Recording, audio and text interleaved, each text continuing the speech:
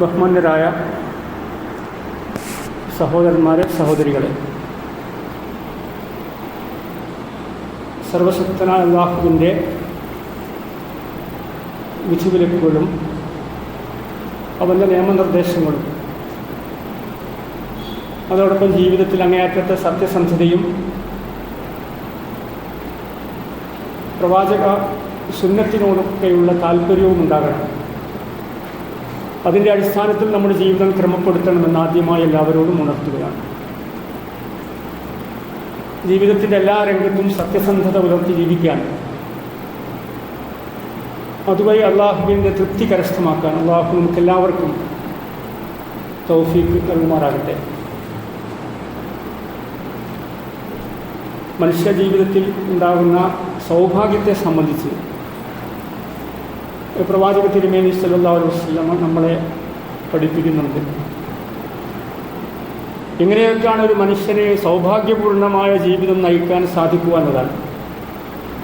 പലരും അത് ആലോചിക്കുന്ന കാര്യമാണ്. അതിനുവേണ്ടിയുള്ള നിരന്തരമായ ശ്രമങ്ങളും പഠനങ്ങളും ഗവേഷണങ്ങളും ഒക്കെ നടക്കുന്നുണ്ട്. ഒരു ആഹ്ലാദകരമായിട്ടുള്ള ജീവിതം നമുക്ക് എങ്ങനെയാണ് ലഭ്യമാവുക എന്നതാണ്. മിൻ സആദത്തിൽ മർഇ അൽ ജാറു സ്വാലിഹ്, പ്രവാചക തിരുമേനി സ്വല്ലല്ലാഹു അലൈഹി വസല്ലം പറയുന്നു, ഒരു മനുഷ്യൻ്റെ ഏറ്റവും നല്ല സആദത്ത് സൗഭാഗ്യത്തിൻ്റെ കാര്യത്തിൽപ്പെട്ടതാണ്. ഒരാൾക്ക് സൗഭാഗ്യം ലഭിക്കണമെങ്കിൽ ഉണ്ടാവേണ്ട കാര്യമാണ് അൽ ജാറു സ്വാലിഹ്. ഒന്നാമത് പറയുന്നത് ഒരു നല്ല അയൽവാസിയാണ്. നമുക്കൊരു നല്ല അയൽവാസി ഉണ്ടെങ്കിൽ, ഈ കാര്യങ്ങളൊക്കെ പറഞ്ഞേൽപ്പിക്കാൻ പറ്റിയ, വിശ്വസിക്കാൻ പറ്റുന്ന ഒരാളുണ്ടെങ്കിൽ അത് നമ്മുടെ ജീവിതത്തിന് നല്ല സൗഭാഗ്യവും സമാധാനവും ഉണ്ടാക്കുമെന്ന കാര്യത്തിൽ നമുക്കൊരു സംശയവുമില്ല. രണ്ടാമത്തേത് മറാക്കിബുൽ ഹനി, അതേ രൂപത്തിൽ മസ്കനുൽ വാസ്യം, ഒരു നല്ല വീടുണ്ടാവുക, അതോടൊപ്പം അത്യാവശ്യത്തിന് ഉപയോഗിക്കാൻ പറ്റിയ വാഹനമുണ്ടാവുക. ഇങ്ങനെയുള്ള കാര്യങ്ങളാണ് മനുഷ്യ ജീവിതത്തിൻ്റെ സൗഭാഗ്യമെന്ന് നമ്മളെല്ലാവരും പറയുകയും മനസ്സിലാക്കുകയും ചെയ്യുന്നു. അതിനാവശ്യമായിട്ടുള്ള പ്രവർത്തനങ്ങളിൽ നമ്മൾ വ്യാപൃതരാകുകയാണെങ്കിൽ, നല്ല വീടും നല്ല കുടുംബവും നല്ല അയൽക്കാരുമൊക്കെ നമുക്ക് ഉണ്ടാവുകയാണെങ്കിൽ, അങ്ങനെയുള്ള സൗഭാഗ്യം നമുക്ക് ലഭിക്കുകയാണെങ്കിൽ അത് വലിയ അനുഗ്രഹം തന്നെയാണ്. നമുക്ക് വീട്ടിലേക്ക് വരുമ്പോൾ ഒരു കുളിർമ നമുക്ക് അനുഭവപ്പെടും. വീട്ടിലേക്ക് വരാനുള്ള ഒരു താല്പര്യം നമുക്കുണ്ടാകും. പ്രവാചക തിരുമേനി സല്ലല്ലാഹു അലൈഹി വസല്ലമ ഹിറാ ഗുഹയിൽ വെച്ച് അദ്ദേഹത്തിന് വഹി ലഭിക്കുന്നു. ആ വഹി ലഭിച്ച് കുറച്ച് പ്രയാസങ്ങളൊക്കെ പ്രവാചകൻ അനുഭവപ്പെടുന്നു, ബുദ്ധിമുട്ടുകൾ. പ്രവാചകൻ ഉടനെ തന്നെ വീട്ടിലേക്കാണ് ആശ്വാസത്തിൻ്റെ വചനങ്ങളുമായി വരുന്നത്. ആശ്വാസത്തിൻ്റെ വചനങ്ങൾ വീട്ടിൽ നിന്ന് ലഭിക്കും എന്നുള്ള ഉറപ്പാണ് പ്രവാചക തിരുമേനിക്ക് ഉണ്ടായിരുന്നത്. പ്രവാചക തിരുമേനി സല്ലല്ലാഹു അലൈഹി വസല്ലമ പ്രയാസപ്പെട്ട് വീട്ടിലേക്ക് വന്നപ്പോൾ ഭാര്യ ഉണ്ടായിരുന്നു, ഖദീജ റളിയല്ലാഹു അൻഹ. അവർ പ്രവാചകനെ ഉടനെ തന്നെ പുതപ്പിട്ട് മൂടി, പ്രയാസം ഉണ്ടാവുകയില്ല എന്ന് ആശ്വസിപ്പിക്കുന്നു. എന്നിട്ട് ഖാലത്ത് ഖദീജ റളിയല്ലാഹു അൻഹ അവർ പറയുന്നുണ്ട് പ്രവാചകനോട്, അബ്ശിർ ഫവല്ലാഹി ലാ യുഖ്ദികല്ലാഹു അബദ. ഒരു യഥാർത്ഥ ഭാര്യ എങ്ങനെയാണ് മാതൃകയായി ഭർത്താവിൻ്റെ ജീവിതത്തെ എങ്ങനെയാണ് ബന്ധപ്പെടേണ്ടത് എന്ന് അവരിൽ നിന്ന് വ്യക്തമായി നമുക്ക് മാതൃക ലഭിക്കുന്നു എന്നതാണ്. നിങ്ങൾ സന്തോഷ വാർത്ത അറിയിക്കുക, നിങ്ങൾ പേടിക്കേണ്ടതൊന്നുമില്ല. കാരണം ഫവല്ലാഹി ലാ യുഖ്ദികല്ലാഹു അബദ, അവർ പറയുകയാണ് അള്ളാഹുവാണ് സത്യം, നിങ്ങളൊരിക്കലും അള്ളാഹു അപമാനിക്കുകയില്ല, നിങ്ങളൊരിക്കലും അള്ളാഹു ബുദ്ധിമുട്ടിക്കുകയില്ല. എന്നിട്ട് അവർ പറയുന്നുണ്ട് പ്രവാചകനോട്, ഇന്നക ലാ തസ്തുഖുൽ ഹദീസ്, നിങ്ങൾ ജീവിതത്തിൽ സത്യസന്ധത പുലർത്തുന്നവരാണ്, അതുകൊണ്ട് നിങ്ങളൊരിക്കലും പേടിക്കേണ്ടതില്ല. വിശ്വാസികൾ മാത്രമല്ല, കുടുംബക്കാർ മാത്രമല്ല, അവിശ്വാസികളും കപടവിശ്വാസികളും പ്രവാചകനോട് അനുഭാവമുള്ളവരും അല്ലാത്തവരുമല്ല, നാടൊന്നാകെ അൽ അമീൻ എന്നാണ് പ്രവാചകനെ അഭിസംബോധന ചെയ്തിരുന്നത്. താങ്കൾ വിശ്വസ്തനാണെന്ന് അവരെല്ലാവരും അംഗീകരിച്ചിരുന്നു എന്നാണ്. അത് ചരിത്രത്തിലെ ഒരു സത്യമാണ്. അതുകൊണ്ട് നിങ്ങളൊന്നും ബുദ്ധിമുട്ട് അനുഭവിക്കുകയില്ല, നിങ്ങൾക്ക് പ്രയാസം ഉണ്ടാവുകയില്ല എന്ന് പ്രിയപ്പെട്ട ഭാര്യ അവരെ ആശ്വസിപ്പിക്കുന്നു. രണ്ടാമത് പറയുന്നത് തസ്ലുർ റഹ്മ, രണ്ടാമത് നിങ്ങളാണെങ്കിൽ എല്ലാ കുടുംബ ബന്ധങ്ങളും പാലിക്കുന്നവനാണ്. കുടുംബ ബന്ധങ്ങളെയൊക്കെ അറുത്തുമാറ്റി എല്ലാ ബന്ധങ്ങളെയും വിച്ഛേദിച്ച് സ്വാർത്ഥ താല്പര്യങ്ങൾക്ക് വേണ്ടി ജീവിക്കുന്നവരല്ല താങ്കൾ. താങ്കൾ ബന്ധപ്പെട്ട എല്ലാ കുടുംബങ്ങളെയും ആശ്വസിപ്പിക്കുന്നവരും അവർക്ക് വേണ്ടി അവരുടെ പ്രയാസങ്ങളും ബുദ്ധിമുട്ടുകളും സഹിക്കുന്നവരുമാണ് താങ്കൾ. ഈ രണ്ട് കാര്യങ്ങളാണ് അവർ ആദ്യമായി പറയുന്നത്. ഒന്ന്, കുടുംബബന്ധങ്ങൾ പാലിക്കുന്നതും ജീവിതത്തിൽ സത്യസന്ധത പുലർത്തുന്നതുമാണ് മനുഷ്യ വിമോചനത്തിൻ്റെ ഏറ്റവും വലിയ ആധാരശിലയെന്ന്, അടിസ്ഥാന തത്വമെന്ന് പ്രവാചക തിരുമേനിയെപ്പറ്റി അവർ പറയുകയാണ്, ഭാര്യ പറയുകയാണ്. അതുകൊണ്ട് തന്നെയാണ് ആ രൂപത്തിൽ പ്രവാചക തിരുമേനി മുന്നോട്ട് പോവുകയും എല്ലാവിധ പ്രയാസങ്ങളും പ്രതിസന്ധികളും വേദനകളും പ്രവാചകന്റെ ജീവിതത്തിൽ ഇല്ലാതെ പോവുകയും ചെയ്യുന്നു എന്ന് നമുക്കെല്ലാവർക്കും അറിയാം. അതേ രൂപത്തിലാണ് ഇസ്ലാം, സമാധാനപരമായിട്ടുള്ള ജീവിതമാണ് ഇസ്ലാം ആഗ്രഹിക്കുന്നത്. ജീവിതത്തിൽ അങ്ങേയറ്റത്തെ ശ്രദ്ധയും താല്പര്യവും ഉണ്ടാകണമെന്ന് ഇസ്ലാം പറയുന്നു. എല്ലാ കാര്യത്തെ സംബന്ധിച്ചിടത്തോളം സത്യസന്ധത എന്നത് നമ്മുടെ ജീവിതത്തിൻ്റെ മുഖമുദ്രയായി മാറണം. ഇന്നിപ്പോൾ സമൂഹത്തിൽ സത്യസന്ധതയ്ക്ക് ഒരു വിലയുമില്ലാതായി പോകുന്ന ഒരു കാലഘട്ടമാണിത്. ഇസ്ലാം പറയുന്ന സത്യസന്ധതയും ഇസ്ലാം പ്രായോഗികമായി കാണിച്ചു കൊടുത്ത സത്യസന്ധതയും ഇന്ന് സമൂഹത്തിൽ വ്യാപകമായി കൊണ്ടിരിക്കുന്ന വ്യത്യസ്തമായിട്ടുള്ള രംഗങ്ങളിൽ നമ്മളത് കാണുന്നു. നമ്മുടെ വ്യക്തി ജീവിതത്തിൽ അതില്ലാതെ പോകുന്നു. കുടുംബജീവിതത്തിൽ സത്യസന്ധതയ്ക്ക് ഒരു സ്ഥാനവുമില്ലാതെ വരുന്നു. ഭരണാധികാരികളും നേതാക്കന്മാരും പണ്ഡിതന്മാരും രാഷ്ട്രീയ നേതാക്കളുമെല്ലാം അവരുടെ ജീവിതത്തിൻ്റെ പ്രായോഗിക തലങ്ങളിൽ എല്ലാ സത്യസന്ധതയെയും തകിടം മറിച്ചാണ് മുന്നോട്ട് പോകുന്നത്. അങ്ങനെയുള്ള സമകാലിക സമൂഹത്തിൽ ഇസ്ലാം ഉയർത്തിപ്പിടിക്കുന്ന മാനുഷിക മൂല്യങ്ങളെപ്പറ്റി, സത്യസന്ധത പ്രായോഗികവൽക്കരിച്ച പ്രവാചക തിരുമേനിയുടെ മാതൃകയെപ്പറ്റി നമ്മൾ അങ്ങേയറ്റം ശ്രദ്ധിക്കുകയും പഠനത്തിന് വിധേയമാക്കുകയും ചെയ്യണമെന്നതാണ്. ഒരിക്കൽ ഒരു ഖുറൈശി വിഭാഗത്തിൽപ്പെട്ട സ്ത്രീ മോഷണം നടത്തുന്നു. അവർക്ക് അത് പ്രവാചകന്റെ ഗോത്രമാണല്ലോ. അപ്പോൾ പ്രവാചകനോട് ഉസാമത്ത് ബിൻ സയ്യിദ് എന്ന് പറയുന്ന ആളെ അവർ ശുപാർശ പറയാൻ വേണ്ടി നിയോഗിക്കുന്നു. പ്രവാചകന്റെ ഗോത്രത്തിൽപ്പെട്ട ആളാണ് അവർ മോഷണം നടത്തിയത്, അത് പ്രവാചകനും ആ ഗോത്രമാണല്ലോ എന്ന് വിചാരിച്ചുകൊണ്ട് ഉസാമത്ത് ബിൻ സയ്യിദിനെ, പ്രവാചകൻ ഇഷ്ടപ്പെട്ട ആളാണ്, ഈ കാര്യത്തിൽ ഞങ്ങളെ ബുദ്ധിമുട്ടിക്കരുത്, ഞങ്ങളുടെ ഗോത്രത്തെ അപമാനിക്കരുത് എന്ന് വിചാരിച്ചുകൊണ്ട് പറയുന്നതിന് വേണ്ടി പ്രവാചകന്റെ സന്നിധിയിൽ വരുന്നു. ഫഖാല നബി സല്ലല്ലാഹു അലൈഹി വസല്ലം അതശഫഉ ഫീ ഹദ്ദിൻ മിൻ ഹുദൂദില്ലാഹ്, അല്ലാഹു നിശ്ചയിച്ച അതിർത്തിയുണ്ട്, ആ അതിർത്തിയുടെ കാര്യത്തിൽ ആ അതിർത്തിയെ ഇല്ലാതാക്കുന്നതിന് വേണ്ടിയാണോ, ആ അതിർത്തി തകിടം മറിക്കുന്നതിന് വേണ്ടിയാണോ താങ്കൾ എൻ്റെ അടുക്കൽ ശുപാർശയുമായി വരുന്നത് എന്നാണ് പ്രവാചക തിരുമേനി ആദ്യമായി അദ്ദേഹത്തോട് ചോദിക്കുന്നത്. എന്നിട്ട് പ്രവാചകൻ പറയുന്നുണ്ട്, അവരോട് മാത്രമല്ല അവിടെ സന്നിഹിതരായിരുന്ന എല്ലാവരെയും വിളിച്ചുകൂട്ടി പ്രവാചകൻ അവരെ അഭിസംബോധന ചെയ്യുന്നുണ്ട്. അത് പ്രവാചകൻ ഒരു രീതിയായിരുന്നു. യാ അയ്യുഹന്നാസ്, അല്ലയോ മനുഷ്യരെ, ജനങ്ങളെ, എല്ലാവരോടും പറയാണ്. പിന്നെ ഇന്നമാ വല്ല മിൻ ഖബ്ലിക്കും അന്നഹും കാനൂ ഇദാ സരിക ശരീഫ് തറക്കുഹു, നിങ്ങൾക്ക് മുമ്പുള്ള സമുദായങ്ങൾ പിഴച്ചു പോയിട്ടുണ്ട്, അതിൻ്റെ കാരണമുണ്ട്. എന്താണ് നിങ്ങൾക്ക് മുമ്പുള്ള സമുദായങ്ങൾ, സമൂഹങ്ങൾ നശിക്കാനുള്ള കാരണം, വഴിപിഴച്ചു പോകാനുള്ള കാരണമെന്ന് പ്രവാചകൻ അവരെ ബോധ്യപ്പെടുത്തുകയാണ്. നിങ്ങളിലുള്ള ഒരു പ്രതാപമുള്ള, ഒരു നല്ല പണമുള്ള, സ്വാധീനമുള്ള, അധികാരമുള്ള ഒരാൾ എന്തെങ്കിലുമൊക്കെ മോഷണം നടത്തിയാൽ നിങ്ങളെന്താ ചെയ്യാറുള്ളത്? തറക്കൂഹു, അത് ഒഴിവാക്കും. അതിനെ വ്യത്യസ്തമായിട്ടുള്ള ഒഴികഴിവുകൾ പറഞ്ഞുകൊണ്ട്, വ്യത്യസ്തമായിട്ടുള്ള കാര്യങ്ങൾ പറഞ്ഞ്, ഭരണാധികാരികളാണെങ്കിൽ, നേതാക്കന്മാരാണെങ്കിൽ, ആ സാധാരണക്കാരും പൊതുജനങ്ങളുമാണെങ്കിൽ അവരെയൊക്കെ നിങ്ങൾ പ്രയാസപ്പെടുത്തും. പക്ഷേ വലിയ വലിയ ആളുകളാണ് ഇങ്ങനെ ചെയ്തതെങ്കിൽ അവരെ നിങ്ങൾ ഉപേക്ഷിക്കും, അവർക്ക് ഒഴിവാക്കി കൊടുക്കും. എന്നാൽ ഇതാ ശരിക്കൽ ലൈഫ്, നിങ്ങളിലൊരു പാവപ്പെട്ടവൻ, ഒരു പ്രയാസം അനുഭവിക്കുന്നവർ, ഒരു സാധാരണക്കാരനാണ് മോഷണം നടത്തിയതെങ്കിൽ, പ്രതിസന്ധികളും പ്രയാസങ്ങളും സൃഷ്ടിച്ചതെങ്കിൽ നിങ്ങളെന്താ ചെയ്യുക? അതിൻ്റെ പേരിൽ അഖാമു അലൈഹിൽ ഹുദൂദ, അവൻ്റെ പേരിൽ എല്ലാ ശിക്ഷാ നടപടികളും സ്വീകരിക്കും, പാവപ്പെട്ടവനാണെങ്കിൽ.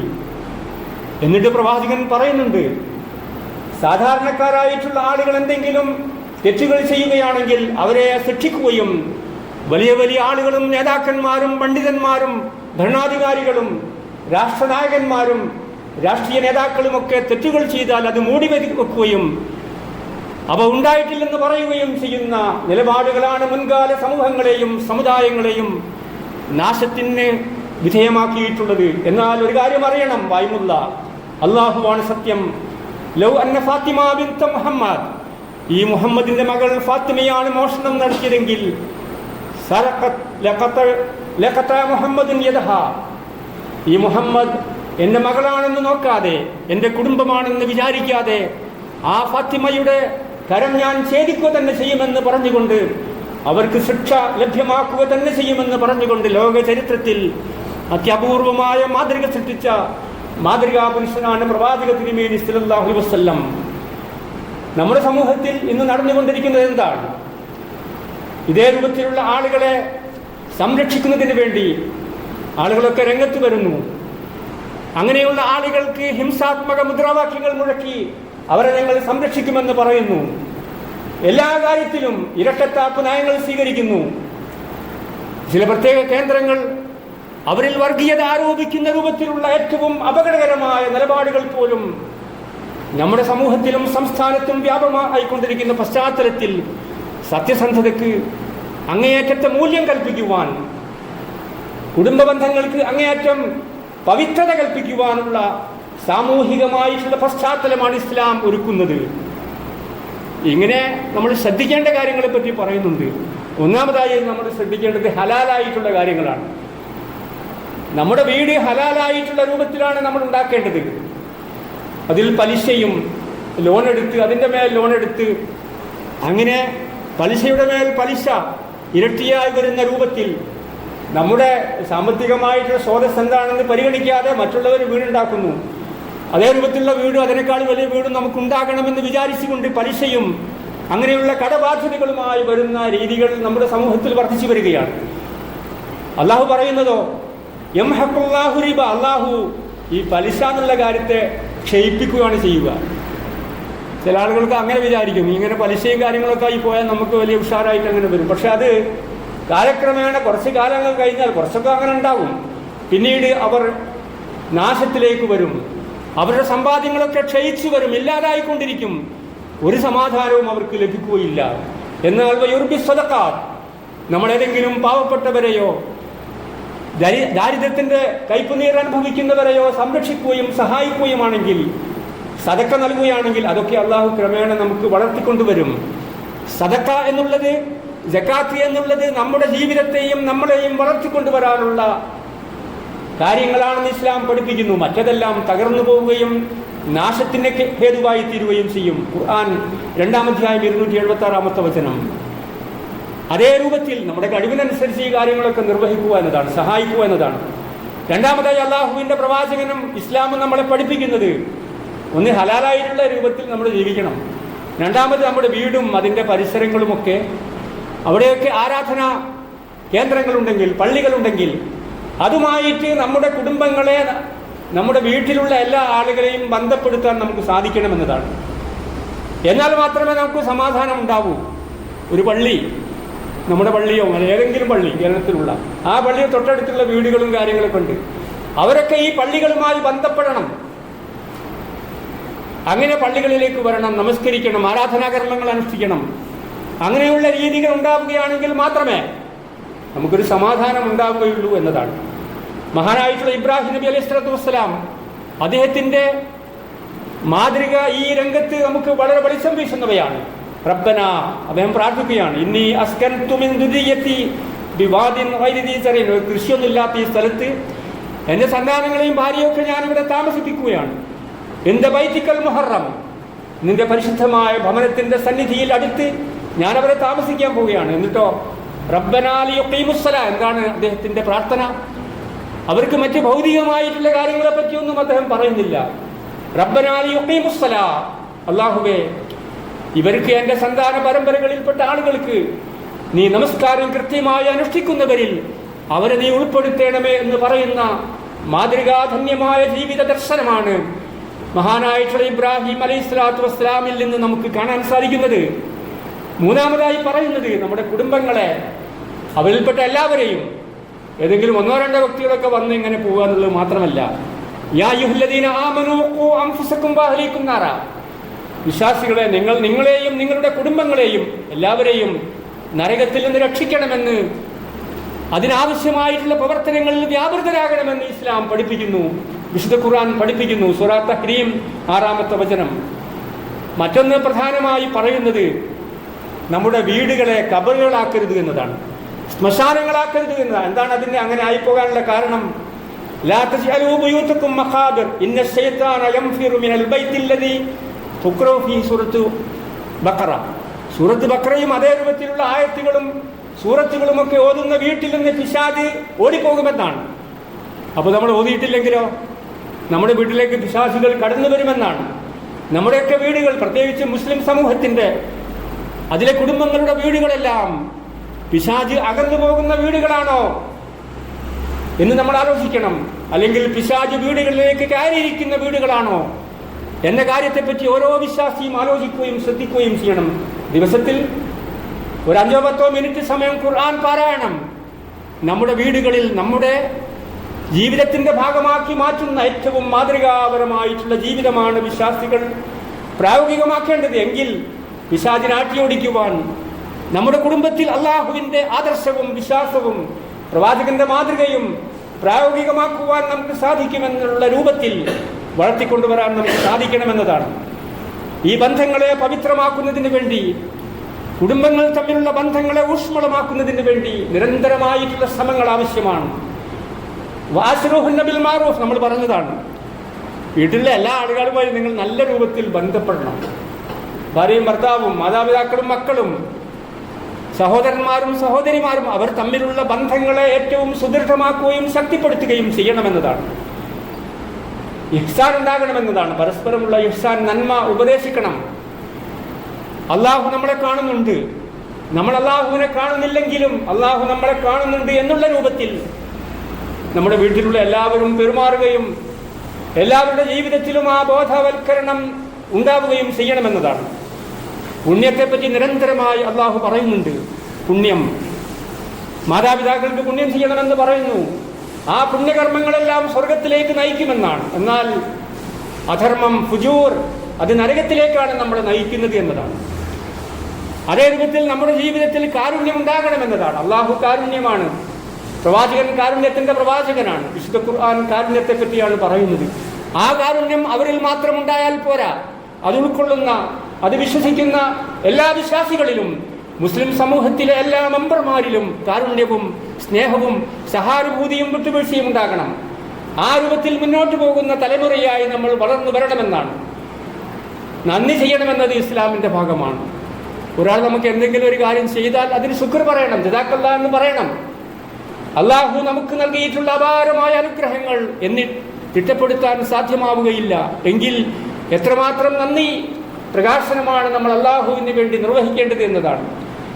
കാരുണ്യത്തിന്റെ ചിറകുകളെ പറ്റിയാണ് ഖുർആൻ പറയുന്നത്. ജനാഹുദ്ദുല്ലി മിനർ റഹ്മ, കാരുണ്യത്തിന്റെ ചിറകുകൾ അത് മാതാപിതാക്കൾക്ക് വേണ്ടി താഴ്ത്തി കൊടുക്കണമെന്ന് പറയുന്നു. ഈ രൂപത്തിൽ വാഖീമുസ്സലാ, നിങ്ങൾ നമസ്കാരം നിലനിർത്തണം. വാതു സക്കാ, സക്കാത്ത് നൽകണം. വാതിയുർ റസൂൽ, റസൂലിനെ നിങ്ങൾ ഈ കാര്യങ്ങളിലൊക്കെ അനുസരിക്കണം. ലഅല്ലക്കും തുർഹമൂൻ, എങ്കിൽ അള്ളാഹുവിന്റെ കാരുണ്യം നിങ്ങൾക്കുണ്ടാകുമെന്നാണ്. ആ രൂപത്തിൽ ഇസ്ലാമികമായിട്ടുള്ള എല്ലാ കാര്യങ്ങളെയും, എല്ലാ വിധിവിലക്കുകളെയും, എല്ലാ നിർദ്ദേശങ്ങളെയും പൂർണ്ണമായ അർത്ഥത്തിൽ ഉൾക്കൊള്ളുവാൻ വിശ്വാസികൾ എന്നുള്ള നിലയ്ക്ക് നമുക്ക് സാധ്യമാവേണ്ടതുണ്ട് എന്നാണ്. ആ രൂപത്തിൽ ഇസ്ലാമിന്റെ നിയമനിർദ്ദേശങ്ങളെ സൂക്ഷിക്കുകയും നമ്മുടെ ജീവിതത്തിൽ പ്രയോഗവൽക്കരിക്കുകയും ചെയ്യുന്ന വിശ്വാസികളിൽ അള്ളാഹു നമ്മളെല്ലാവരെയും സൂക്ഷിക്കണം എന്ന് നിർത്തുകയാണ്. ഈ ആധുനിക കാലഘട്ടത്തിൽ നമ്മുടെ ഇസ്ലാമികമായിട്ടുള്ള സംസ്കാരം അതില്ലാതാവുകയും മറ്റുള്ള സംസ്കാരങ്ങൾ ആ രംഗത്ത് കടന്നാക്രമണം നടത്തുകയുമാണ്. നമ്മുടെ ജീവിതത്തിൽ ഇസ്ലാമികമായിട്ടുള്ള നിയമങ്ങളെയും നിർദ്ദേശങ്ങളെയുമാണ് നമ്മൾ പ്രാധാന്യപൂർവ്വം പരിഗണിക്കേണ്ടത്. പലപ്പോഴും നമുക്ക് എല്ലാവർക്കും അറിയാം, ഓരോ പ്രവാചകന്റെ സുന്നത്തുകളും ഇല്ലാതായി പോകുന്നു. അതിന് പകരമായി വേറെ ആചാരങ്ങളും അനുഷ്ഠാനങ്ങളും കടന്നു വരുന്നു. ഇപ്പം നമ്മൾ ഉദാഹരണം പറയുകയാണെങ്കിൽ, ഒരാൾ മരണപ്പെട്ടാൽ അവിടെ ചില ആളുകൾ ഖുർആൻ പാരായണം നടത്തുന്നു. ഒരാൾ മരണപ്പെട്ട ആ വീട്ടിൽ നിന്ന്, ആ ഖബറിൻ്റെ പുറത്തുനിന്ന്, അവിടുന്ന് എല്ലാ സ്ഥലത്തു നിന്നും. എന്നാൽ മരണാസന്ന വേളയിൽ നിങ്ങൾ യാസീൻ ഓതണമെന്നൊരു പ്രവാചകന്റെ വചനമുണ്ട്. അതാണ് അതിന് അവലംബമായി പറയാറുള്ളത്. പക്ഷെ അത് ദുർബലമായിട്ടുള്ള റിപ്പോർട്ടാണ്. അങ്ങനെയുള്ള റിപ്പോർട്ട് സഹിയായി വന്നിട്ടില്ല എന്നതാണ്. വളരെ പ്രമുഖമായിട്ടുള്ള മദ്ഹബാണ് ഷാഫി മദ്ഹബ്. ഷാഫി മദ്ഹബിലെ പ്രമുഖനായിട്ടുള്ള ഇമാം നബവി അദ്ദേഹം പറയുന്നുണ്ട്, ഇസ്നാദുഹു ദഈഫ് ഫീഹി മജ്ഹൂലാനി, ആ ഒരു ഹദീസ് ദുർബലമാണ്, അതിൽ അറിയപ്പെടാത്ത രണ്ടുപേരുണ്ട്, അങ്ങനെയുള്ള ഹദീസുകൾ സ്വീകരിക്കാൻ പറ്റുകയില്ല എന്നതാണ്. അതേ രൂപത്തിൽ നമുക്കെല്ലാവർക്കും അറിയാം, മയ്യത്തിൻ്റെ ചുറ്റും ഇരുന്ന് ഇങ്ങനെ ഖുർആൻ പാരായണം നടത്തുന്നു, പിന്നെ ചില ആൾക്കാർ ഖബറിന്മേൽ പോയി ഖുർആൻ പാരായണം നടത്തുന്നു, ഓതുന്നു, അതിന് കൂലിയൊക്കെ ദാനം ചെയ്യുന്നു. അങ്ങനെയുള്ള പ്രവണതകൾ വളരെ വ്യാപകമായി വരുന്നുണ്ട്. നമ്മളും അതൊക്കെ സത്യമല്ലേ എന്ന് വിചാരിക്കുന്നുണ്ട്. പക്ഷെ അള്ളാഹു പറയുന്നുണ്ട്, അല്ലാ തസിറു വാസിറത്തുൻ വിസ്റ ഉഖ്റ, ഒരാളുടെ പാപഭാരം വേറൊരാളെ ഏറ്റെടുക്കേണ്ടി വരില്ല. വലൈസ ലിൽ ഇൻസാനി ഇല്ലാ മാ സഅ, ഒരു മനുഷ്യന് അവൻ്റെ പ്രവർത്തനങ്ങൾ മാത്രമേ ഉപകരിക്കൂ. എനിക്ക് എൻ്റെ പ്രവർത്തനം, നിങ്ങൾക്ക് നിങ്ങളുടെ പ്രവർത്തനം. അതാണ് ഒരു അടിസ്ഥാന തത്വം. 53-ാം അധ്യായം സൂറ നജ്മിലെ 38-39 വചനങ്ങളാണ്. ഈ ആയത്തിനെ സംബന്ധിച്ച് പ്രഗത്ഭരായിട്ടുള്ള ഇബ്നു കസീറിനെ പോലെയുള്ള പ്രഗത്ഭരായ ഖുർആൻ വ്യാഖ്യാതാക്കൾ വിശദീകരിച്ചിട്ടുള്ളത്, വമിൻ ഹാദിഹിൽ ആയത്തുൽ കരീമ, ഈ ആയത്തിൽ നിന്ന് ഇസ്തംബത്ത് ഷാഫി റഹ്മഹുല്ലാ, ഇമാം ഷാഫി മനസ്സിലാക്കിയിട്ടുണ്ട്. വമനിത്തബഹു, അദ്ദേഹത്തിൻ്റെ ശിഷ്യന്മാരൊക്കെ എന്താ മനസ്സിലാക്കിയത് ഈ ആയത്തിൽ നിന്ന്? അനൽ ഖിറാഅത, ഈ ഖുർആൻ പാരായണം, ലാ യസ്ലു ഇഹ്ദാഉ സവാബിഹ, അതിൻ്റെ കൂലി ഇങ്ങനെ ദാനം ചെയ്താൽ ഇലൽ മൗത്ത, മരണപ്പെട്ടവരിലേക്ക്, ലിഅന്നഹു ലൈസ മിൻ അമലിഹിം, കാരണം അത് ശരിയായിട്ടുള്ള രീതിയല്ല, അത് അവരുടെ പ്രവർത്തനമല്ലല്ലോ, അതുകൊണ്ട് അത് ശരിയായിട്ടുള്ള രീതിയല്ല എന്ന് അവർ പറയുന്നു. അത് അവരിലേക്ക് എത്തുകയില്ല. ലാ യസ്ലു എന്നാണ് പറഞ്ഞത്. അങ്ങനെ ഓതിയാൽ അവരിലേക്ക് എത്തുകയില്ല. ഇത് ഇമാം വളരെ പ്രഗത്ഭനായിട്ടുള്ള ഇബ്നു കസീർ റഹ്മഹുല്ലയാണ് പറയുന്നത്. വലാ കസ്ബിഹിം, അത് അവരുടെ സമ്പാദ്യവുമല്ല, നമ്മളുടെ കാര്യമാണ്, അത് അവരിലേക്ക് എത്തിച്ചേരുകയില്ല എന്നാണ്. 4-ാം വാള്യ 330-ാമത്തെ പേജിലാണ് പറയുന്നത്. അപ്പോൾ ഇതേ രൂപത്തിലുള്ള കാര്യങ്ങളെ സംബന്ധിച്ചാണ് നമ്മൾ പറയുന്നത്, പ്രവാചകന്റെ സുന്നത്ത് ജീവിപ്പിക്കണമെന്ന് പറയുന്നത്. ആ കാര്യത്തിൽ വ്യക്തമായിട്ടുള്ള ജാഹിലിയത്തുകൾ നമ്മുടെ സമൂഹത്തിൽ വ്യാപകമായി കൊണ്ടിരിക്കുകയാണ്. അതുകൊണ്ട് തന്നെ ഈ കാര്യത്തിൽ മാത്രമല്ല, ഓരോ രംഗത്തും ഇപ്പം നമ്മൾ പറഞ്ഞതാണ്, ഒരു ചെറിയ ഗർഭധാരണം മുതൽ പ്രസവിക്കുന്നതുവരെ ഒരു കാര്യവും ഇസ്ലാം പഠിപ്പിക്കുന്നില്ല. എന്നാൽ ഒരു കുഞ്ഞെ പ്രസവിച്ചാൽ ചില പ്രധാനപ്പെട്ട കർമ്മങ്ങൾ നമ്മൾ അനുഷ്ഠിക്കണം. അപ്പോൾ ഈ കാര്യങ്ങളൊന്നും ചെയ്യുകയില്ല, ആവശ്യമില്ലാത്ത കാര്യങ്ങളൊക്കെ ചെയ്യുകയും ചെയ്യും. അതാണ് സമൂഹത്തിലെ ഒരവസ്ഥ എന്നതാണ്. അതിൽ പ്രധാനമായിട്ടുള്ള 3 കാര്യങ്ങളാണ്. ഒരു കുഞ്ഞ് ജനിച്ചാൽ അത് നമുക്കെല്ലാം സന്തോഷം ഉണ്ടാകുമല്ലോ. അപ്പോൾ ആ കാര്യത്തിൽ നമ്മളൊരു ബലിയിറക്കുക എന്നതാണ്. അഖീഖ എന്നാണ് നമ്മൾ പറയാറുള്ളത്. ബലിപെരുന്നാളിൻ്റെ ഉദ്ഹിയ്യത്ത് എന്ന് പറയും, ഇതിന് അഖീഖ. അത് നമുക്ക് വളരെ സന്തോഷം എന്നുള്ള രൂപത്തിൽ നമുക്ക് അറുക്കാവുന്നതാണ്. അത് ഹുസൈൻ അല്ലാഹുവിന് നബി സല്ലല്ലാഹു അലൈഹി വസല്ലമ ഖാല റസൂലുള്ളാഹി സ്വല്ലല്ലാഹു അലൈഹി വസല്ലം ഇദാ കാന യൗമുസ് സാബിലിൽ മൗലൂദ്, ഒരു കുട്ടി ജനിച്ചാൽ അതിൻ്റെ 7ാമത്തെ ദിവസം, ഫൗഹ്രിഖു അൻഹു ദമൻ, അതിനെ ബലിയറുക്കാം, വമീതു അൻഹു ലദ, ഉപദ്രവങ്ങൾ നീക്കാം, മുടി കളയാം. അതിന് 3 കാര്യങ്ങളാണ് ചെയ്യണം. 1 പേരിടുക എന്നുള്ള കാര്യം, 2 അതിനെ അഖീഖ അറുക്കുക എന്നുള്ള കാര്യം, അതേ രൂപത്തിൽ മുടി കളയാന്നുള്ള കാര്യം. പേരിടുക, മുടി കളയുക, അത് നമ്മൾ ശ്രദ്ധിക്കണം വേണ്ടിയാണ് പറയുന്നത്. 1 പേരിടുക എന്നുള്ളതും മുടി കളയുക എന്നുള്ളതും അഖീഖ അറുക്കുക എന്നുള്ള 3 കാര്യങ്ങളാണ് ഒരു കുട്ടി ജനിച്ചാൽ ചെയ്യേണ്ട കാര്യങ്ങൾ. ഇത് നമുക്ക് ജനിച്ച അന്ന് തന്നെയാണ് ചെയ്യേണ്ടത്. അന്ന് സാധിച്ചിട്ടെങ്കിൽ 7-ന് ചെയ്യാം, 7ാമത്തെ ദിവസം, അല്ലെങ്കിൽ 14-നോ 21-നോ ഒക്കെ ചെയ്യാം. അപ്പോൾ ഈ രൂപത്തിലാണ് വളരെ വ്യക്തമായി പ്രവാചക തിരുമേനി സ്വല്ലല്ലാഹു അലൈഹി വസല്ലമയിൽ നമുക്ക് മനസ്സിലാക്കാൻ സാധിക്കുന്ന ആ കാര്യങ്ങളൊക്കെ നമ്മൾ പ്രായോഗികമാക്കുക എന്നുള്ളതാണ്. ചില ആളുകളൊക്കെ, ജൂതന്മാരായിട്ടുള്ള ആളുകളൊക്കെ ആൺകുട്ടികൾക്ക് മാത്രം മറക്കും. അങ്ങനെ സമ്പ്രദായം ഇസ്ലാമിലില്ല. ആൺകുട്ടികൾക്കും പെൺകുട്ടികൾക്കും മറക്കണം. അതേ രൂപത്തിൽ പ്രവാചകൻ സ്വല്ലല്ലാഹു അലൈഹി വസല്ലമയിൽ നിന്ന് നമുക്ക് മനസ്സിലാക്കാൻ സാധിക്കുന്നു. ഇത് പാവപ്പെട്ടവർക്കൊക്കെ അതിൻ്റെ മാംസം വിതരണം നടത്തുക എന്നതാണ്. ഇങ്ങനെയുള്ള കാര്യങ്ങളൊക്കെ ഇസ്ലാമികമായി വളർത്തിക്കൊണ്ടുവരാൻ നമുക്ക് സാധിക്കണം. യുരീദൂന ലിയുത്ഫിഉ നൂറല്ലാഹി ഗഫ, അള്ളാഹുവിൻ്റെ ഈ പ്രകാശത്തൊക്കെ ഊതിക്കൊടുത്താനാണ് അവർ ശ്രമിക്കുന്നത്. അപ്പോൾ നമ്മൾ ആ രംഗത്ത് ഉറച്ചു നിൽക്കുകയും ശക്തമായി മുന്നോട്ട് പോവുകയും ചെയ്യുക എന്നതാണ്. മഹാനായിട്ടുള്ള ഈസാ നബി അലൈഹി സ്വലാത്തു വസ്സലാം ഒരു ചരിത്രത്തിൻ്റെ സന്ധിയിൽ ചോദിക്കുന്നുണ്ട്, മൻ അൻസാരിയിലുള്ള ആരാണ് എന്നെ സഹായിക്കാനുള്ളത്? ഖാലൽ ഹവാരിയ്യൂന നഹ്നു അൻസാറുല്ലാഹ്, അവർ പറയുന്നുണ്ട് ഞങ്ങൾ നിങ്ങളെ സഹായിക്കാമെന്ന് പറഞ്ഞുകൊണ്ട് രംഗത്ത് വന്നിട്ടുള്ള അദ്ദേഹത്തിൻ്റെ കൂട്ടുകാരും സുഹൃത്തുക്കളുമാണ് ആ കാലഘട്ടത്തിൽ ഇസ്ലാമിന് സേവനങ്ങൾ ചെയ്തിട്ടുള്ളത്. പ്രവാചകന്മാരുടെ കാലഘട്ടത്തിലും അങ്ങനെ തന്നെയാണ്. ഹവാരിയങ്ങളായിട്ടുള്ള ആളുകൾ, സഹാബികളായിട്ടുള്ള ആളുകൾ ഈ കാലഘട്ടത്തിലും ഇസ്ലാം ലോകത്തിൻ്റെ മുമ്പിൽ പ്രാദേശിക തലങ്ങളിലും അല്ലാതെയും എല്ലാം നേരിടുന്ന പ്രതിസന്ധികളുടെ ആഴം വർദ്ധിച്ചുകൊണ്ടിരിക്കുകയാണ്. എല്ലാവരെയും വർഗീയവാദികളാക്കി ചാപ്പകുത്തി നശിപ്പിക്കാനുള്ള ശ്രമങ്ങൾ നടക്കുന്നുണ്ട്.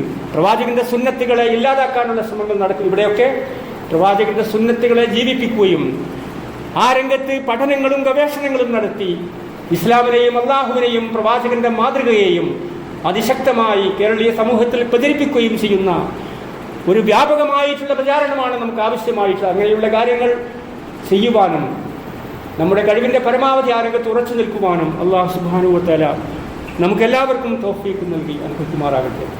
നമ്മുടെ ജീവിതത്തിൽ വന്നുപോയിട്ടുള്ള ചെറുതും വലുതുമായ എല്ലാ തെറ്റുകുറ്റങ്ങളും അല്ലാഹു സുബ്ഹാനഹു വ തആല നമുക്കെല്ലാവർക്കും വിട്ടുപുറത്ത് മാപ്പാക്കി തരുമാറാകട്ടെ. മാനസികമായും